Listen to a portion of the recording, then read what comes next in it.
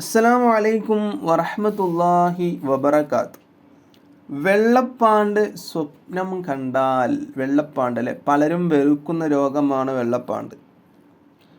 അതുണ്ടായാൽ മാനസികമായിട്ടും പലരും തളർന്നു പോകാറുണ്ട്. പല ആളുകളും അതുണ്ടായാൽ, അതുള്ള ആളുകളാണെങ്കിൽ പുറത്ത് ഇറങ്ങി നടക്കാൻ മടിയാണ്, ആളുകൾക്കിടയിൽ ഇരിക്കാൻ മടിയാണ്, ആളുകളോട് സംസാരിക്കാൻ മടിയാണ്. അതുകൊണ്ട് തന്നെ അവർ ഫുൾ കൈയിട്ട് കൈകളൊക്കെ മറച്ച് നടക്കുന്നത് നമ്മൾ കാണാറുണ്ട് അല്ലേ.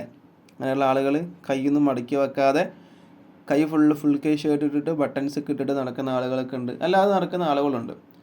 അപ്പോൾ അവർക്ക് തന്നെ ഒരു കുറച്ചിലാണ്. വെള്ളപ്പാണ്ട് വന്നാൽ ഞാൻ എങ്ങനെ അവരോട് സംസാരിക്കും, ഞാൻ എങ്ങനെ അവരെന്നിച്ച് ഭക്ഷണം കഴിക്കും, അവരെന്തെങ്കിലും കരുതുമോ എന്നൊക്കെ കരുതിയിരിക്കുന്ന ആളുകളൊക്കെ ഉണ്ട്. അല്ലാഹു സുബ്ഹാനഹു വ തആല അങ്ങനെയുള്ള രോഗങ്ങളിൽ നിന്നൊക്കെ നമ്മളെ കാത്ത് രക്ഷിക്കട്ടെ. അങ്ങനെ രോഗമുള്ളവർക്ക് അല്ലാഹു സുബ്ഹാനഹു വ തആല ആ രോഗങ്ങളെ തൊട്ട് അല്ലാഹു കാത്ത് രക്ഷിക്കട്ടെ.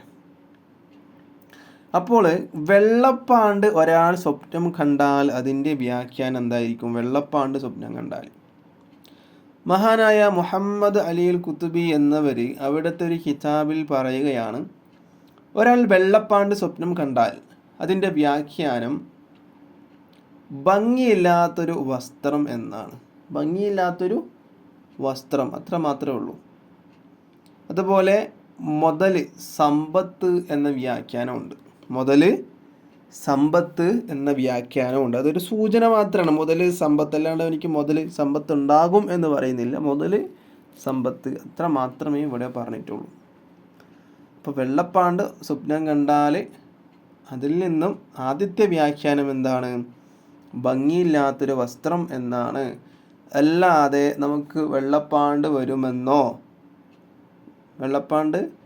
വരുമെന്നോ എന്നൊന്നുമല്ല അതിൻ്റെ വ്യാഖ്യാനം. അതൊക്കെ അനുമാനത്തിൻ്റെ വ്യാഖ്യാനങ്ങളാണ്. ഭംഗിയില്ലാത്ത വസ്ത്രം, സമ്പത്ത് എന്നൊക്കെയാണ് ഇതിനുള്ള വ്യാഖ്യാനങ്ങൾ. അപ്പോൾ വീഡിയോ ഇഷ്ടപ്പെട്ട ലൈക്ക് ചെയ്യുക, ഷെയർ ചെയ്യുക. ഇതുപോലത്തെ വീഡിയോസിന് വേണ്ടി ചാനൽ സബ്സ്ക്രൈബ് ചെയ്യുക. അസ്സലാമു അലൈക്കും വറഹ്മത്തുള്ളാഹി വബറകാതുഹു.